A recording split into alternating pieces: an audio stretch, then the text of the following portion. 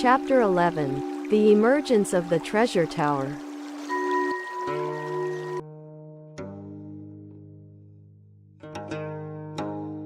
At that time in the Buddha's presence there was a tower adorned with the 7 treasures, 500 yojanas in height and 250 yojana in width and depth, that rose up out of the earth and stood suspended in the air. Various kinds of precious objects adorned it. It had 5,000 railings, 1,000, 10,000 rooms, and numberless streamers and banners decorated it. Festoons of jewels hung down, and 10,000 million jeweled bells were suspended from it. All 4 sides emitted a fragrance of tamalapatra and sandalwood that pervaded the whole world. Its banners and canopies were made of the 7 treasures, namely, gold, silver, lapis lazuli, seashell, agate, pearl, and carnelian, and it is so high it reached to the heavenly places of the 4 heavenly kings. The gods of the Trayastrimsha heaven rained down heavenly mandarava flowers as an offering to the treasure tower. And the other heavenly beings and the dragons, yakshas, gandharvas, asuras, garudas, kamnaras, mahoragas, human and non-human beings, an assembly of thousands, 10,000s, millions, offered all kinds of flowers, incense, necklaces, streamers, canopies and music as alms to the treasure tower, paying it reverence, honor and praise. At that time a loud voice issued from the treasure tower, speaking words of praise. Excellent, excellent, Shakyamuni, world-honored one, that you can take a great wisdom of equality, a law to instruct the bodhisattvas, guarded and kept in mind by the Buddhas, the Lotus Sutra of the wonderful law, and preach it for the sake of the great assembly. It is as you say, Shakyamuni, world-honored one, all that you have expounded is the truth. At that time the 4 kinds of believers saw the great treasure tower suspended in the air, and they heard the voice that issued from the tower. All experienced the joy of the law, marveling at this thing they had never known before.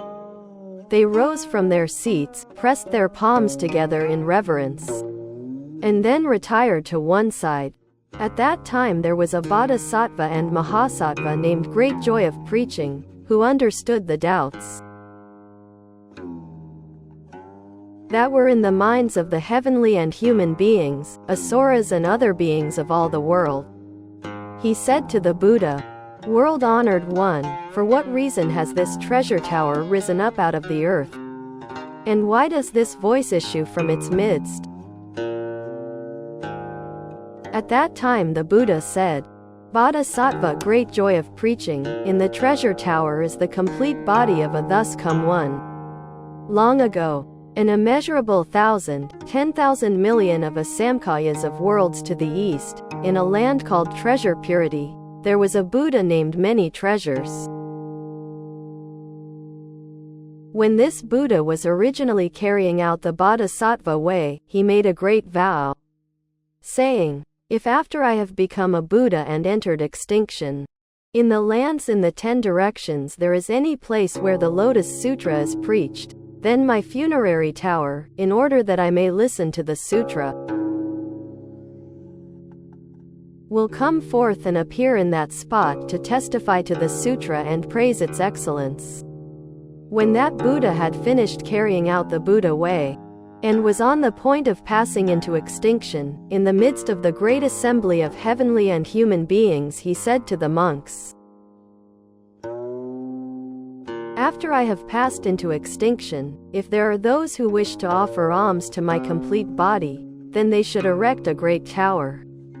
That Buddha, through his transcendental powers and the power of his vow, ensures that, throughout the worlds in the 10 directions, no matter in what place, if there are those who preach the Lotus Sutra, this treasure tower will in all cases come forth and appear in their presence, and his complete body will be in the tower.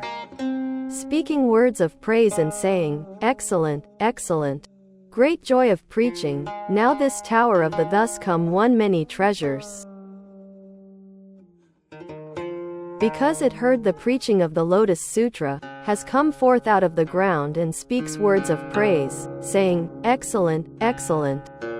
At this time Bodhisattva, great joy of preaching, knowing the supernatural powers of the thus come one, spoke to the Buddha, saying, "World-honored one, we wish to see the body of this Buddha." The Buddha said to the Bodhisattva and Mahasattva, great joy of preaching, "This many treasures Buddha has taken a profound vow, saying, when my treasure tower, in order to listen to the Lotus Sutra, comes forth into the presence of one of the Buddhas, if there should be those who wish me to show my body to the four kinds of believers, then let the various Buddhas who are emanations of that Buddha and who are preaching the law in the worlds in the 10 directions all return and gather around that Buddha in a single spot. Only when that has been done will my body become visible." Great joy preaching, I will now gather together the various Buddhas that are emanations of my body and that are preaching the law in the worlds in the 10 directions. Great joy of preaching said to the Buddha, "World-honored one, I and the others also wish to see these Buddhas that are emanations of the world-honored one, and to make obeisance to them and offer alms." At that time the Buddha emitted a ray of light from the tuft of white hair between his eyebrows, immediately making visible the Buddhas in the eastern region in lands as numerous as 510,000 million nayadas of Ganges sands. The earth in all these lands was made of crystal, and the lands were adorned with jeweled trees and jeweled robes. Countless thousands, 10,000s, millions of bodhisattvas filled them, and everywhere were hung jeweled curtains, with jeweled nets covering them over. The Buddhas in these lands preached the various doctrines of the law with great and wonderful voices, and one could see immeasurable thousands, 10,000s, millions of bodhisattvas filling all these lands and preaching the law for the assembly in the southern, western and northern regions as well. And in the 4 intermediate quarters and up and down, wherever the beam from the tuft of white hair, a characteristic feature of the Buddha, shone. The same was true. At that time the Buddhas of the 10 directions each spoke to his multitude of bodhisattvas, saying,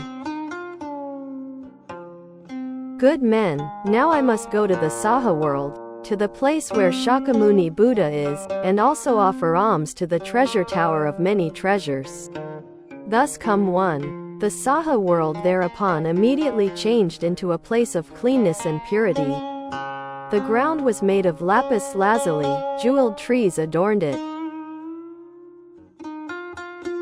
and ropes of gold marked off the 8 highways. There were no villages, towns or cities, great seas of rivers, mountains, streams or forests. Great jeweled incense was burning there, and mandarava flowers covered the ground all over. Jeweled nets and curtains were spread above, hung with jeweled bells. And the members of this assembly alone were gathered there, all other heavenly and human beings having been moved to another region. At that time the Buddhas, each with a great bodhisattva to act as his attendant, arrived in the Saha world and proceeded to a position beneath one of the jeweled trees.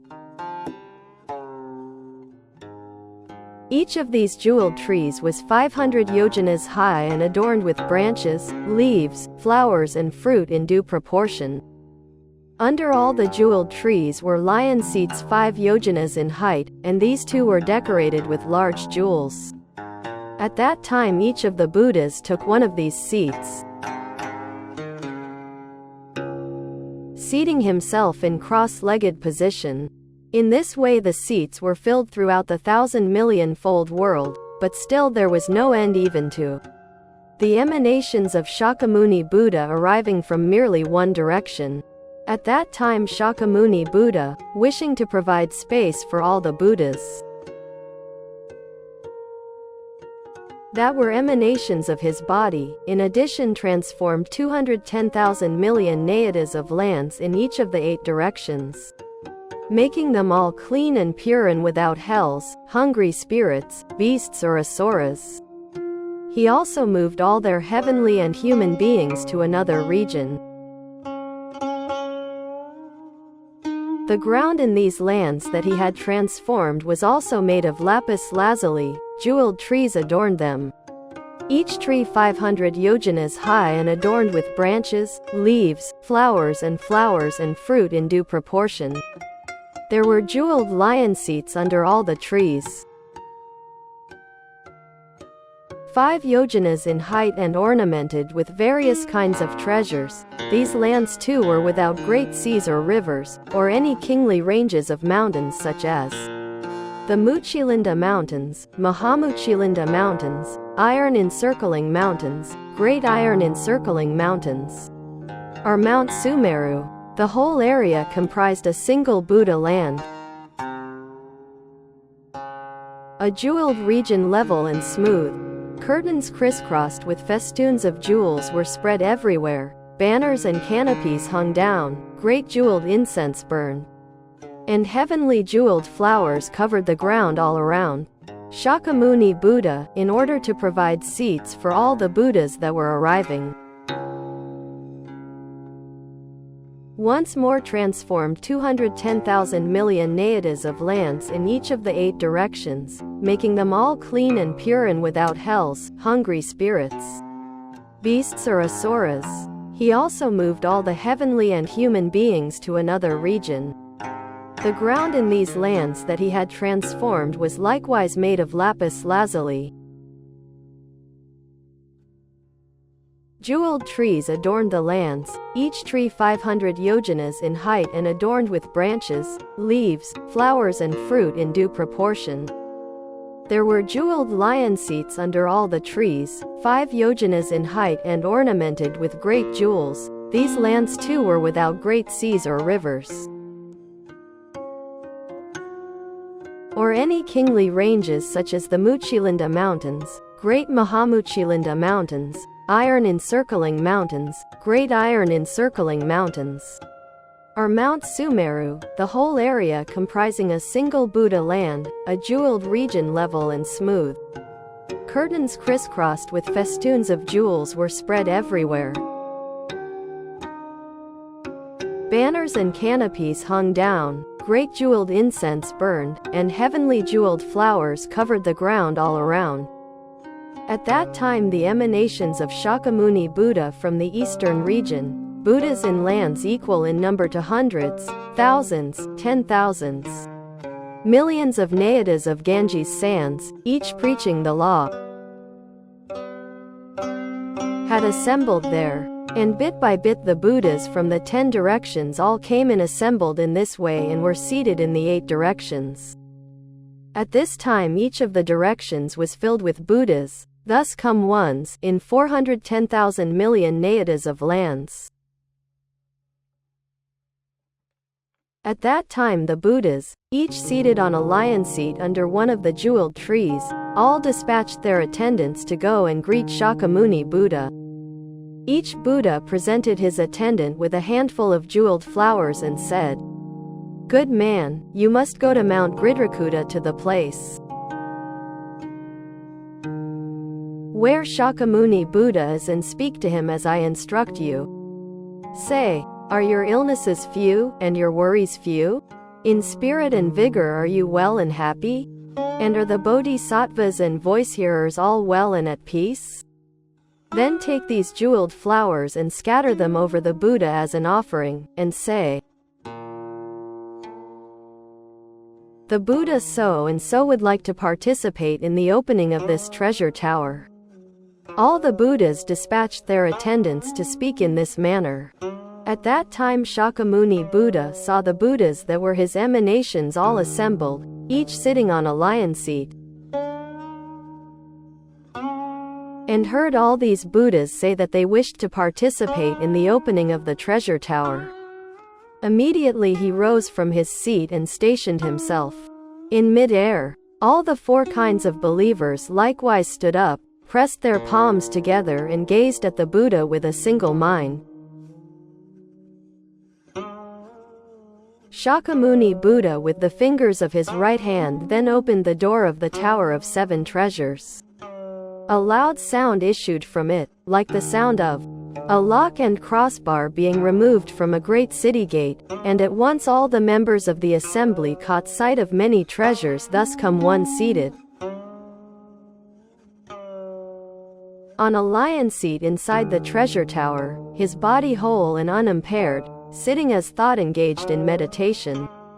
And they heard him say, "Excellent, excellent, Shakyamuni Buddha, you have preached this Lotus Sutra in a spirited manner.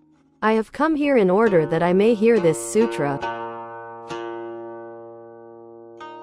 At that time the 4 kinds of believers, observing this Buddha who had passed into extinction immeasurable thousands, 10,000s, millions of kalpas in the past, speaking in this way, marveled at what they had never known before and took the masses of heavenly jeweled flowers and scattered them over many treasures Buddha and Shakyamuni Buddha.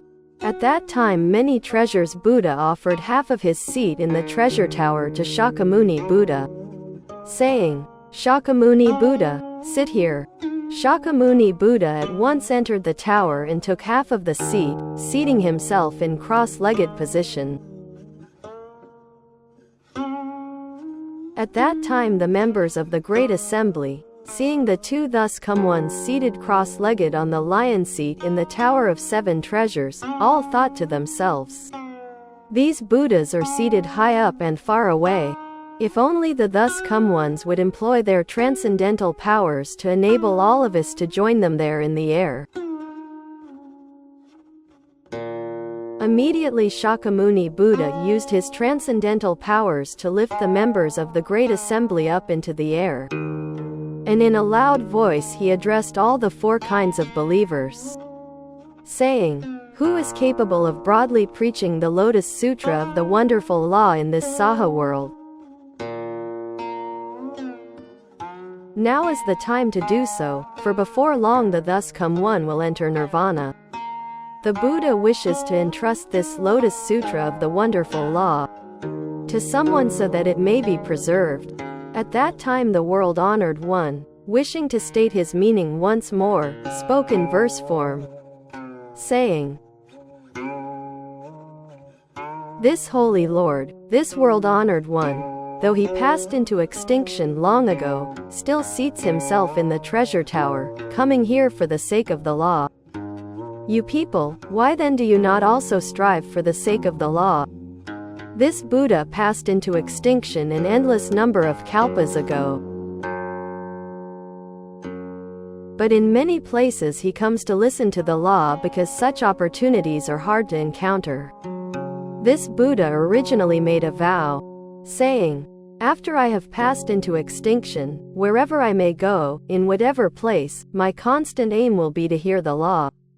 In addition, these emanations of my body,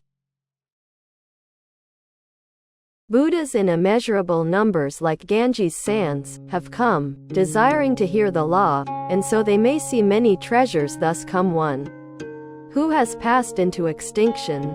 Each has abandoned his wonderful land, as well as his host disciples, the heavenly and human beings, dragons and spirits,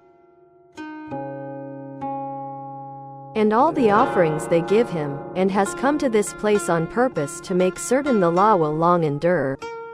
In order to seat these Buddhas, I have employed transcendental powers, moving immeasurable multitudes, causing lands to be clean and pure, leading each of these Buddhas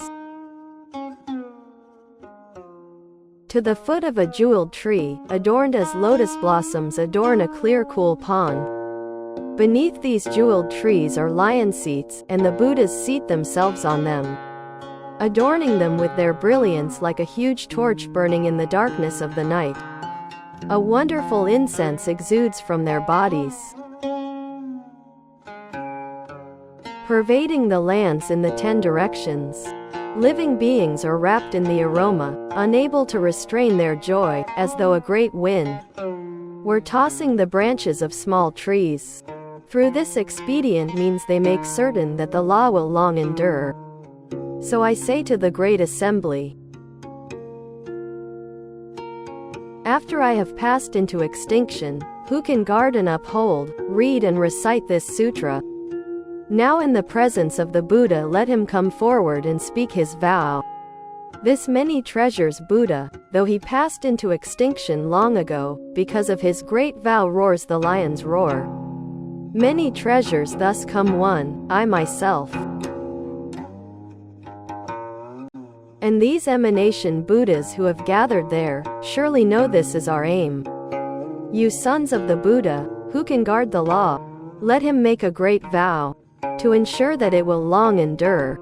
He who is capable of guarding the law of this sutra, will thereby have offered alms to me and to many treasures. This many treasures Buddha dwelling in his treasure tower journeys constantly throughout the 10 directions for the sake of this sutra. One who guards this sutra will also have offered alms to the emanation Buddhas who have come here adorning and making brilliant all the various worlds. If one preaches this sutra, he will be able to see me and many treasures thus come one and these emanation Buddhas. All you good men, each of you must consider carefully. This is a difficult matter, it is proper you should make a great vow. The other sutras number as many as Ganges sands, but though you expound those sutras, that is not worth regarding as difficult. If you were to seize Mount Sumeru and fling it far off to the measureless Buddha lands, that too would not be difficult. If you used the toe of your foot to move 1,000,000,000-fold world, booting it far away to other lands, that too would not be difficult. If you stood in the summit of being heaven, and for the sake of the assembly preached countless other sutras, that too would not be difficult. But if after the Buddha has entered extinction, in the time of evil, you can preach this sutra, that will be difficult indeed. If there were a person who took the empty sky in his hand and walked all around with it, that would not be difficult.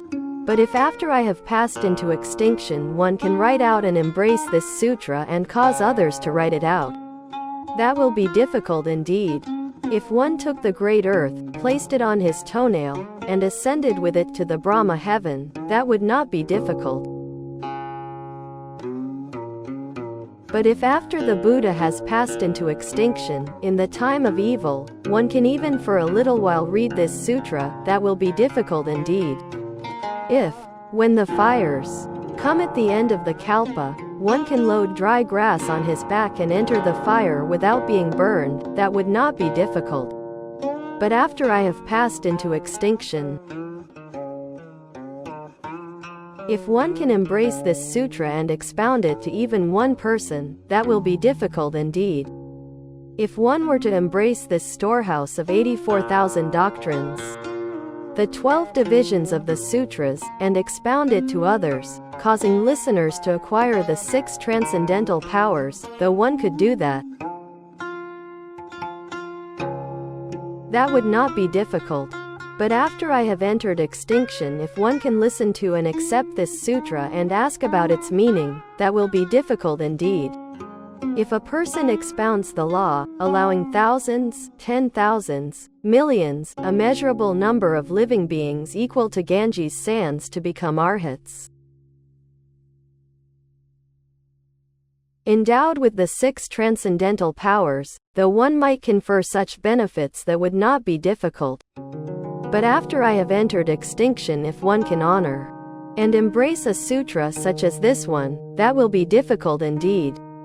For the sake of the Buddha way in immeasurable numbers of lands from the beginning until now,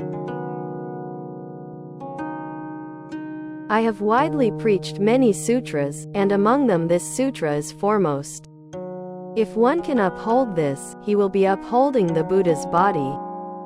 All you good men, after I have entered extinction, who can accept and uphold, read and recite this sutra, now in the presence of the Buddha, let him come forward and speak his vow. This sutra is hard to uphold. If one can uphold it even for a short while, I will surely rejoice, and so will the other Buddhas.